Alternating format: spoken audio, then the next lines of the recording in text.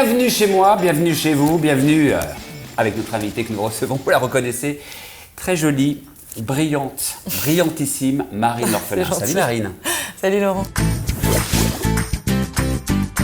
Promotion canapé, on va commencer avec cette première question puisque tu vas nous parler en moins d'une minute de ton blog qui s'intitule L'effervescence de Marine. Alors alors c'est un blog que j'ai créé il y a bientôt 2 ans déjà. Et parce que j'avais envie de partager mon quotidien de mes études de médecine et aussi de commencer à donner des bons conseils santé, bien-être, cosmétique aussi au grand public. Donc c'est ce dont je parle sur le blog. Je parle vraiment des petits problèmes de santé du quotidien. Je présente des produits coup de cœur. Et puis c'est un blog aussi dans lequel je parle un petit peu de mes engagements associatifs aussi. Donc lesquels par exemple ? Il y a plein de choses. Au travers de l'association Les Bonnes Fées que nous avons créée. Plusieurs Miss qui se sont rassemblées. Avec plusieurs Miss. Ouais. Donc forcément l'association est présente sur mon blog aussi. On peut aller voir les actions qu'on a organisées. Voir tous les renseignements. Quoi qu'il en soit, c'est un blog qui est utile, qui est bien construit, avec un maximum aussi de bons conseils concernant le bien-être et la santé. Voilà, tout à fait, c'est ça. Et c'est un blog que je vais vraiment remettre un peu en avant, que je vais encore plus développer à partir de maintenant, puisque quand j'étais dans mes études universitaires, je manquais un petit peu de temps. Et là, aujourd'hui, vraiment, je le reprends en main et je vais publier de plus en plus d'articles dessus. Ça tombe bien, une transition facile. On va parler de tes études brillantes, de brillantes études de médecine. Tu es en 7e année. Oui. Donc, il te manque encore 2 ans pour être médecin généraliste ? Oui, j'ai choisi la spécialité médecine générale. Parce que c'est une spécialité proche des gens, qui touche à tous les domaines de la médecine aussi. Parce que les patients ont plein de problèmes, plein de maladies quand ils viennent s'adresser à leur médecin traitant. Donc, il faut savoir être un peu bon partout. Et j'avais pas envie de choisir une seule spécialité et de me restreindre finalement. J'avais vraiment envie de rester... traiter la santé en général. On pense aux médecins généralistes et blague à part, bien souvent ils prennent tous les maux de la terre, de la vie et les maux évidemment les gros problèmes de santé, mais qui s'occupe des médecins aussi ? Parce que quand tu sors de tes consultations derrière, quand tu prends ça face à toi, ça se passe comment ? C'est quoi ? Aujourd'hui, les médecins ne sont pas forcément bien lotis. Enfin, ils ont de plus en plus de pression aussi à faire du chiffre, alors auparavant, ça n'existait pas. C'était vraiment le patient d'abord et le médecin aussi était quelqu'un qui avait un métier respecté. Et aujourd'hui, il y a beaucoup de contraintes et justement, le généraliste peut aussi avoir une vie à côté, peut s'entraider avec des collègues au travers des maisons de santé. Et c'est plus comme ça que j'envisage mon futur métier. Et ça se passe comment justement aujourd'hui quand un patient découvre que son médecin, même si tu es encore étudiante, au moins encore pour 2 ans, a été Miss France en 2013 ? Souvent ils te reconnaissent ou pas ? Alors en fait, ce qui est rigolo, c'est que souvent les gens me disent « on se connaît, je vous ai déjà vu quelque part ». Donc soit ils font la déduction tout seuls et ils arrivent à retrouver qu'en effet j'ai été Miss France, ou bien je joue un petit peu avec ça, je dis non, peut-être qu'on s'est déjà croisés, ou voilà. Je préfère rester discrète là-dessus dans mon activité professionnelle en tant que médecin. Mais si les gens me reconnaissent et ont envie d'une petite photo ou discuter quelques minutes avec moi, je le fais avec plaisir. En même temps que tu leur prends l'attention. On fait un selfie, c'est hyper tendance. À la fin de la consultation, si on a 2 minutes, je le fais parce que si ça leur apporte un peu de bonheur aussi, de baume au cœur, tant mieux. Tant mieux. 2013, tu as été Miss France. Quel souvenir gardes-tu aujourd'hui en 2018 avec le recul suffisant ? Oui, alors c'est vrai que c'était il y a quelques années. J'en garde de très très bons souvenirs. Ça a été vraiment une année fantastique, riche en rencontres, en émotions aussi, dans toutes les choses que j'ai pu vivre, les événements auxquels j'ai eu accès aussi. Et aujourd'hui, ça a été un tremplin exceptionnel et ça m'a fait vraiment évoluer et grandir aussi. Donc ça a changé mon état d'esprit. Ça l'a changé comment ton état d'esprit ? Disons que j'étais déjà dans mes études de médecine quand j'ai été élue Miss France et j'étais très carriériste. Je ne jurais que par la médecine et par ma future carrière de médecin. Je voulais être spécialiste à l'époque. Et justement, ça m'a vraiment ouvert l'esprit sur le champ des possibles, tout ce qu'on peut faire aussi, un petit peu de mannequinat, des médias, parler de santé aussi au travers des médias. C'est pas quelque chose que j'avais envisagé à l'époque, c'est vraiment quelque chose que j'ai envie de faire aujourd'hui.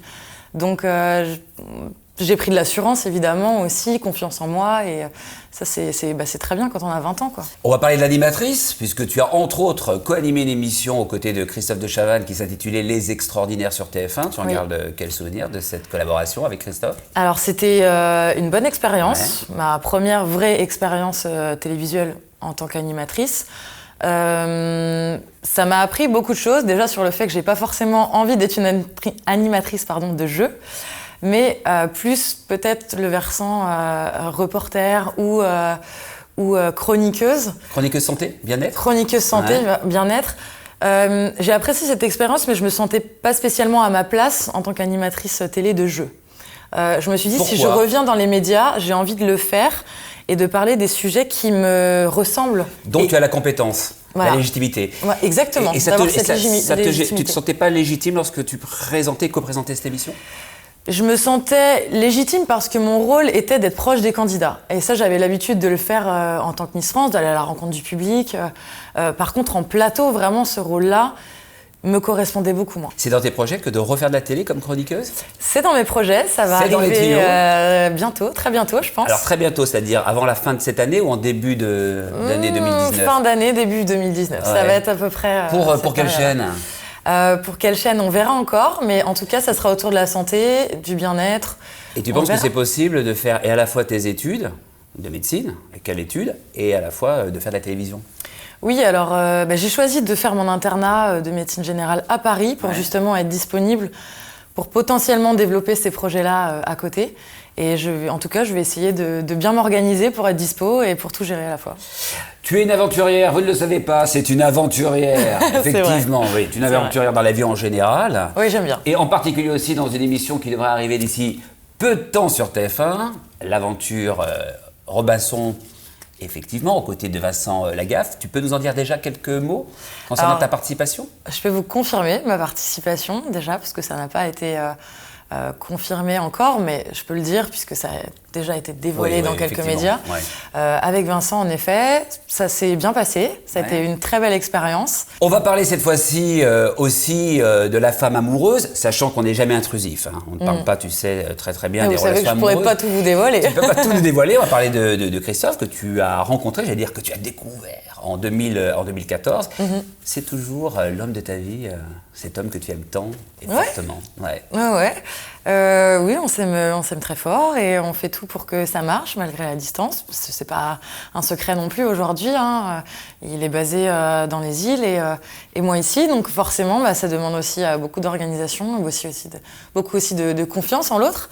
Mais ça marche bien et je suis vraiment ravie. C'est un mec vraiment génial, quoi. Une petite question, on va dire un peu technique. Comment on vit un amour à distance, parce qu'il est vraiment très loin de la France? L'idée déjà, c'est d'être sur la même longueur d'onde, l'un et l'autre. Donc on était d'accord déjà pour se lancer dans cette aventure à distance. Et puis je pense que lui comme moi, on est quand même des personnes très occupées. On développe notre business, nos projets. Et lui en a beaucoup. Donc voilà, on consacre notre temps à nos projets professionnels et quand on se retrouve, on passe vraiment du temps tous les deux et là on se consacre à notre vie privée. A-t-il un projet de revenir à Paris ou avez-vous un projet en commun, pas de vie, peut-être un mariage par la suite, c'est ce que moi je peux vous souhaiter, mais un projet éventuellement que vous avez envie de développer tous les deux cette fois-ci à Paris? Alors non, c'est pas prévu. Il est heureux dans les îles avec le soleil et la qualité de vie qui va avec. Et peut-être que moi, je le rejoindrai dans quelques années ou qu'on s'installera ailleurs dans le monde. Mais on est tous les deux des aventuriers, des voyageurs et on verra. Eh oui, le mariage n'est pas prévu pour 2019? Pas encore. Pas encore? Mais tu es fiancée, tu as la bague de fiançailles quand même. Non, pas encore. Pas encore. Les enfants aussi? Moi je dis les enfants, j'en veux plusieurs. Je vais être parent moins d'un. Oui, non, mais moi aussi, évidemment, j'ai envie de fonder ma famille. Et, même si je me laisse encore un petit peu de temps parce que voilà, je consacre beaucoup de temps à mes projets et en ce moment, c'est vraiment ce que j'ai envie de développer. Mais ça va venir dans pas si longtemps, j'espère. On va passer à la séquence suivante, et celle-ci, elle est magnifique, cette séquence, puisque nous allons voir des images d'actualité que tu vas nous commenter juste après. Nous regardons. Ok. Ce jour-là, ambiance électrique au siège de la France Insoumise, où une perquisition est menée. Considérez que vous l'avez harcelé? Non, je ne considère pas l'avoir harcelé. Harcelé, c'est la répétition. J'ai été lourd, j'ai été couillon, j'ai mal agi, je me suis excusé le lendemain, je me suis réexcusé après publiquement. C'est pas du harcèlement. Les malades de Parkinson se cachent quand ils le peuvent et détestent qu'on les expose. Or, avec ce livre, Catherine, c'est la question que je voulais te poser, tu t'exposes et tu te montres justement. Jean-Luc Mélenchon, hors de lui, hausse le ton face à un procureur jusqu'à le pousser contre la porte. Ça fait 2 fois que vous dites que je suis un sauvage.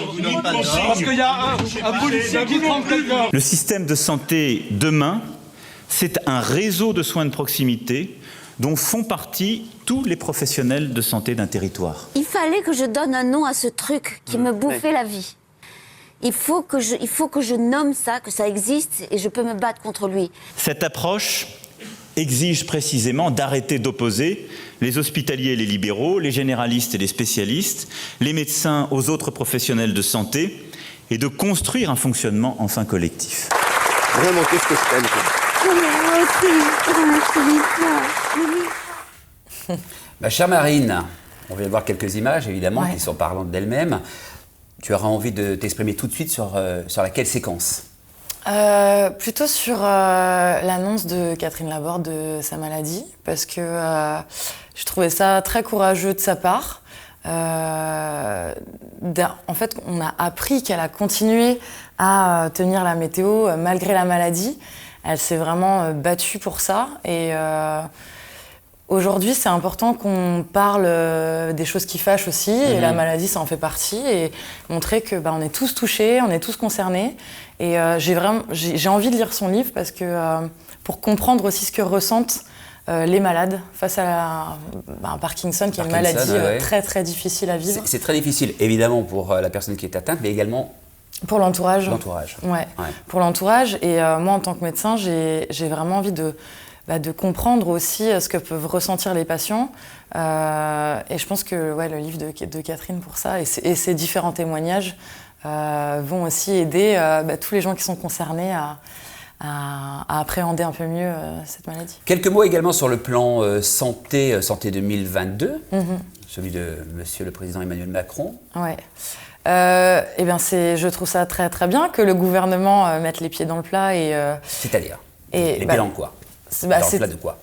de tous les problèmes aujourd'hui en fait du système de santé, c'est-à-dire qu'aujourd'hui on a transformé les hôpitaux en sociétés à vouloir leur demander des bénéfices et donc on a placé le patient au second plan finalement. Aujourd'hui c'est l'économie et le bénéfice avant tout et comme il le disait là dans cet extrait, le président, vraiment de ressouder les différents professionnels de santé entre eux. Ne plus mettre à part les libéraux et les spécialistes. Et moi j'ai pu ressentir en choisissant la médecine générale que, elle veut être généraliste, c'est mieux d'être spécialiste. Mais non, en fait, c'est pas mieux, on travaille en collaboration et on travaille tous ensemble.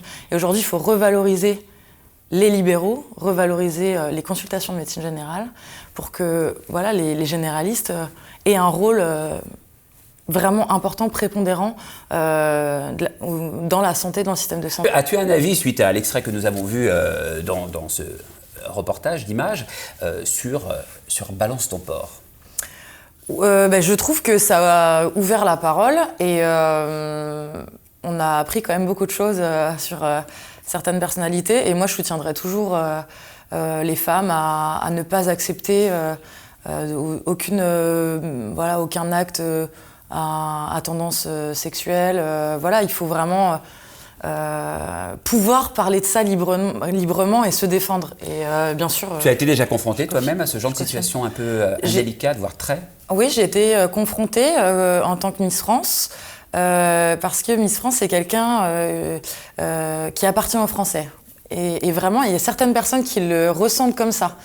Et j'ai eu des mains aux fesses par des maires de certains villages.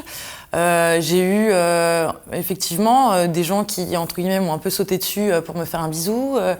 Voilà. Et quelle a été ta réaction je me suis sentie, ouais, c'est pas un viol comme on l'entend, mais presque agressée quoi, dans mon intimité, et je me suis sentie comme un objet. Et pas comme une femme respectée, finalement. Tu recadrais ou justement, sur ce moment-là, tu disais rien parce que tu étais très jeune aussi? C'est toute la difficulté. Oui.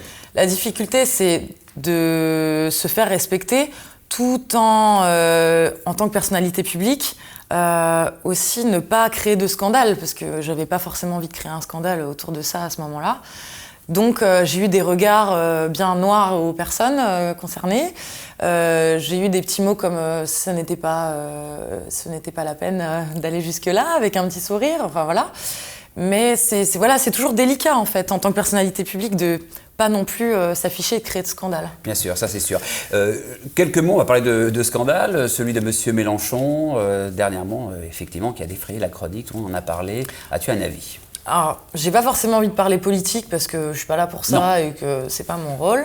Mais simplement, oui, j'ai envie de dire que je trouve ça irrespectueux de la part de Monsieur Mélenchon de s'être adressé comme ça à ses interlocuteurs, à la justice en plus. Les politiques, pour moi, devraient montrer l'exemple. À quelque niveau que ce soit, voilà, au niveau de leur vie privée. Il y a eu beaucoup d'affaires aussi financières ces derniers temps, et voilà, chacun doit être un exemple, d'autant plus quand on est politicien. Ma chère Marine, séquence suivante. Cette fois-ci, tu vas découvrir quelques photos, et ces photos vont certainement t'évoquer une réflexion. Es-tu prête? Ben oui. On y va. Ah, Iris.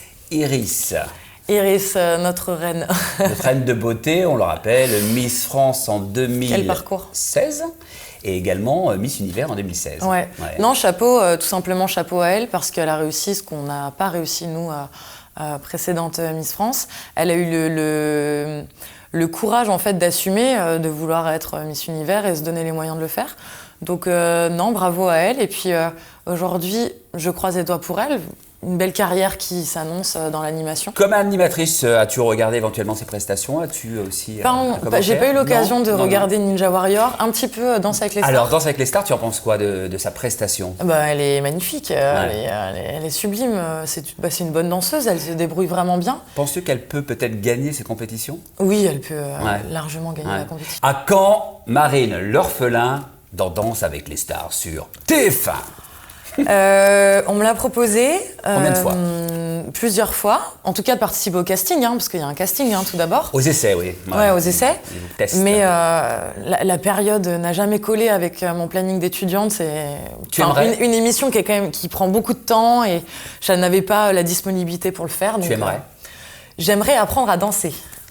Et si demain on t'appelle et que tu as un peu plus de temps, ta réponse sera? Peut-être, ouais. Photo suivante. Delphine. Vespizer, Miss France. Vous allez faire le catalogue de toutes les Miss France. Alors pourquoi on te la présente ainsi? D'une part parce que je la trouvais extrêmement brillante dans l'émission de Cyril Hanouna, Touche pas à mon poste. As-tu éventuellement vu une de ses prestations et as-tu un commentaire? Ce que j'aurais à dire, c'est que c'est courageux de rejoindre l'équipe de TPMP parce que c'est quand même des chroniqueurs avec des personnalités fortes et qui n'ont pas leur langue de leur poche. Donc vraiment, rejoindre l'équipe, c'est courageux de sa part. Et oui, je l'ai vu sur une émission et j'ai trouvé que ses interventions étaient bien construites, étaient justifiées. Après, elle a fait une petite critique sur Iris. Disons qu'entre Miss France, on se soutient plutôt. Voilà, mais attention. Tu n'as pas envoyé un petit message pour lui dire que ce n'est pas bien de critiquer Iris? Je ne lui ai pas envoyé de message, mais elle saura. Mais dorénavant. Sache-le. Absolument. Tu pourrais toi-même participer, puisqu'à un moment on l'avait évoqué, comme chroniqueuse autour de la table de TPMP, autour de Cyril. Aujourd'hui, non, puisque j'ai plus envie d'être chroniqueuse dans une émission, comme je le disais, qui me ressemble. Rappelle-nous le nom de l'émission dans laquelle tu as participé. Je sais pas si je saurais bientôt sur la... Non, mais il t'avait voilà. approché Cyril Hanouna, ou du moins Oui, H2O, il m'avait proposé, en effet, à l'époque. Et pourquoi tu dis non en même temps, c'est toujours pareil? Parce que les c'était études. difficile à concilier, encore une fois, avec les études. Mais aujourd'hui, non, je préfère être sur une émission un peu plus sérieuse, un petit peu moins polémique, si je dirais. Photo suivante, et nous découvrons Vincent. notre cher Vincent Lagaffe. Tu as participé, entre autres, alors pas uniquement d'ailleurs à l'aventure Robinson, puisque tu as participé aussi à ses côtés, me semble-t-il, à Fort Boyard. À Fort Boyard, ouais. Ouais, tout à fait. Alors, quel homme est-il, comme on dit dans la vraie vie? Eh bien, c'est un homme qui a beaucoup de qualités, qui est vraiment... avec lequel je me suis bien entendue sur l'aventure.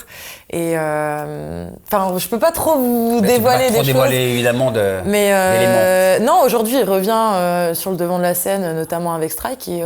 Tu regardes son émission sur C8? Tu l'as regardé? J'ai regardé une fois, parce qu'on avait notre association aussi, Les Bonnes Fées, sur l'émission. Et j'espère pour lui que ça va... fonctionner un petit peu plus qu'au début, là, parce que c'est... Est-ce que tu as parlé avec lui à un moment, puisque c'est vrai que c'était un peu tendu entre lui, Cyril Hanouna et C8, as-tu éventuellement évoqué cette peine qui pouvait l'accompagner? On en a parlé un petit peu. Moi, comme je le disais, je trouve qu'aujourd'hui, TPMP, c'est une émission quand même très polémique, où le but, c'est de faire du buzz. Et je suis pas pour qu'ils descendent des émissions ou des animateurs. Encore une fois, ils font aussi partie de la télé, du monde de la télé, et un petit peu de bienveillance, ça fait pas de mal. Et a-t-il été touché par les critiques au moment où vous étiez ensemble? Évidemment, il a été touché par les critiques, évidemment. Et quels ont été les bons conseils que tu lui as apportés afin peut-être... Qu'il avait aussi une carrière et qu'il avait fait ses preuves et qu'il n'avait pas besoin de l'avis des autres pour aller de l'avant. Photo suivante. Alain Delon et la regrettée Mireille. Ouais. J'étais très très triste d'apprendre sa disparition. Et c'est un couple. Oui, ils ont été couple à un moment. Voilà, ils ont été couple et en tout cas très amis, très proches ces dernières années. Ouais. Et je les remercie aussi parce que Mireille et Alain ont fait partie de mon parcours à Miss France. En 2013, il en était président du jury et elle était évidemment membre du jury. Exactement. Ouais. Et alors moi, je voudrais te poser une question sur Alain Delon, petit coquin, un bon petit baiser dans le cou. Tu te rappelles? Je m'en rappelle. Alors, comment non, mais là, il n'y a pas... Alors, que soit clair, il n'y a pas de buzz ou de messages subliminaux, quoi qu'il en soit. Mais c'est vrai que... Alors, c'était quoi? C'était un petit bisou? C'était un bisou un peu un suçon? Mais moi, sur le moment, j'étais tellement choquée d'avoir entendu ma région en tant que Miss France. J'étais pas du tout en train d'analyser ce qui se passait. Est-ce que Alain me faisait un gros bisou ou un petit bisou ou pas du tout de bisou? Parce que j'ai même pas remarqué. Mais tout le monde en a parlé, donc c'est anecdotique. Tout le monde en a parlé, mais pour le coup, moi, j'ai aucun souvenir de ce moment-là. Je l'ai vu en photo, je l'ai découvert après sur les nombreux plateaux télé. Mais je pense que c'était une marque d'affection, de peut-être un petit peu trop, mais je lui en veux pas. Non, c'est trop mignon. Ouais, non, c'était plus mignon. Pour avoir une petite précision, qui n'a pas plus d'importance, mais quoi qu'il en soit, on en a parlé. Et cette fois-ci, nous allons passer à la séquence suivante et la dernière de ce rendez-vous, ma chère Marine. Oui. C'est le questionnaire filtre ou sans filtre. Le principe est simple, vous connaissez, Marine aussi, tu vas connaître. Si tu ne peux pas répondre à 2 questions, tu prends le mug et c'est noté, filtre, et tu réponds pas. Donc j'ai le droit à 2 jokers? Oui, 2 jokers, mais une seule tasse. Première question, et je te laisse la lire. Pas trop déçue de ne pas avoir été élue Miss Monde. Ça je peux répondre, et puis sans filtre, y a pas de problème. Sur le moment, pas du tout. J'étais vraiment hyper heureuse de cette place de première dauphine parce que j'en avais un petit peu marre des écharpes et des couronnes et voilà, de ce milieu des Miss. J'avais envie de retourner à la fac. Mais là, a posteriori, avec le recul, j'aurais adoré être Miss Monde. Pourquoi? Donc j'ai un petit regret à ce niveau-là. Sachant quand même, sans faire de grandes révélations, t'étais bien partie pour remporter la couronne. J'étais bien partie pour remporter la couronne, soi-disant aussi, parce que j'ai eu l'écho des membres du jury après l'élection. Mais moi, j'ai pas... Mais tu ne souhaitais pas. J'ai pas montré mon envie de l'être. Et peut-être que c'est ça qui a fait que j'ai terminé 2e, je sais pas. Mais c'est sûr que moi, j'ai pas montré que j'avais vraiment envie de cette couronne. Et a posteriori, vraiment, j'aurais aimé être Miss Monde parce que c'est un rôle très engagé. Dans le monde entier, en fait, la Miss voyage et œuvre pour des associations caritatives, notamment pour récolter des fonds. Donc ça aurait pu me correspondre et voyager et rencontrer des populations, ça aurait été merveilleux. Enfin, première Dauphine déjà, c'est formidable. Hein. Oui, non, mais voilà, encore une fois, j'étais vraiment hyper contente et aujourd'hui, bah oui, j'en suis fière. Question suivante. Eh ben non. Non. J'aime bien aujourd'hui ma double vie. J'aime mon futur métier de médecin. J'aime ce contact dans la vraie vie avec les patients. Et j'aurai toujours, je pense, besoin de cet équilibre. Et donc non, je pense que je plaquerai pas tout pour la télé. Question suivante. Avec quelle star rêverais-tu de passer la nuit? Ah là là là là. Non, je prends pas de filtre, mais pas forcément un français. Hein. Non. Mais j'en ai deux que j'aime beaucoup, beaucoup, beaucoup. J'aime beaucoup Ryan Gosling et j'aime beaucoup Chris Hemsworth. Voilà. Bon, alors, c'est deux acteurs américains, mais j'aime beaucoup ce qu'ils dégagent, donc why not? C'est noté et le message est passé. Les garçons, appelez-moi. Non, mais j'ai mon chéri quand même. Hein, non, mais évidemment, mais on le sait bien. Mais dans l'idéal de nos rêves. Voilà. Marine, il est temps de nous quitter. Enfin, quoique non, tu vas rester parce qu'après, on était bien ici. Je fais à manger. Ah, super. Que des salades. Et je fais de bonnes salades. Mais j'aime aussi la cuisine plus gourmande. Eh bien, écoute, tu reviendras avec les ingrédients. On termine cet entretien. Si tu as envie de nous faire partager quelque chose, que ce soit un projet, une envie ou autre chose, n'hésite pas. C'est maintenant et comme dirait l'autre, c'est tout de suite. Je t'écoute. Et nous t'écoutons. Non, tout simplement inviter tous ceux qui nous regardent à aller voir nos actions avec les bonnes fées et aussi à me soutenir dans un engagement assez récent. Aujourd'hui, je suis un petit peu la porte-parole de la marque Garnier qui reverse énormément de fonds à l'UNICEF. Oui. Donc je pars dans très peu de temps sur le terrain rencontrer des réfugiés en Jordanie. D'accord. Et donc voilà, ça c'est un engagement qui me tient beaucoup à cœur. Peut-être qu'un jour je serai médecin chez eux, je ferai des campagnes de vaccination avec eux, je l'espère. Mais voilà, aujourd'hui, l'UNICEF vraiment soutient les enfants du monde et c'est très important. Marine, moi je sais aussi que tu recherches un appartement puisque tu as quitté notre belle ville de Lyon parce qu'on la connaît bien pour venir vivre à Paris. Ça tombe bien, donc j'ai cet appartement à mettre à ta disposition. Je vais te faire visiter, on va en profiter pour nous dire au revoir. À très vite, à très bientôt. Merci Marine, gros bisous. Merci à toi. J'embrasse le médecin. Parce Merci que à toi. Marine, on l'aime profondément. Elle est très jolie, mais surtout, elle est brillante comme on aime. C'est gentil. Allez, on fait le tour? Ouais. On est parti. Merci. Salut, bye bye, on vous laisse. Ciao.